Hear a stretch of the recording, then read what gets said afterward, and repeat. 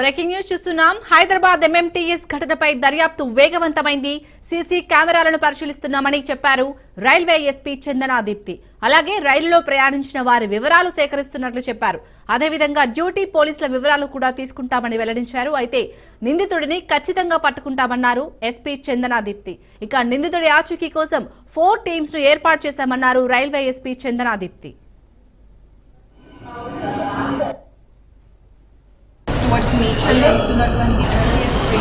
ఒక అమ్మాయి తను లేడీస్ కంపార్ట్మెంట్ లో పెడుతుంది. తనతో పాటు ఇంకొక 2 లేడీస్ ఉన్నారు. అయితే ఆల్వాల్ ప్రాంతంలో వాళ్ళు దిగి వెళ్ళిపోయారు. సో తను ఒకటే ఉంది కంపార్ట్మెంట్ లో. ఇన్ అడిషన్ ఓపెన్ కూడా ఉన్నారు. తను ఏం చేశాడంటే అమ్మాయిని గట్టిగా పట్టుకోవడం జరిగింది.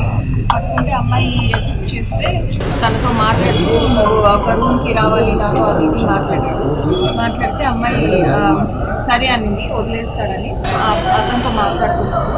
కాల్ చేసిన రికార్డ్స్ ఆల్సో నేను ఎగ్జామిని అండ్ అంతలోపలే తను ట్రైన్ నుంచి కింద దూకడం జరిగింది. దూకిన తర్వాత I think she lost her consciousness. We are still keeping her in observation. Her condition is stable.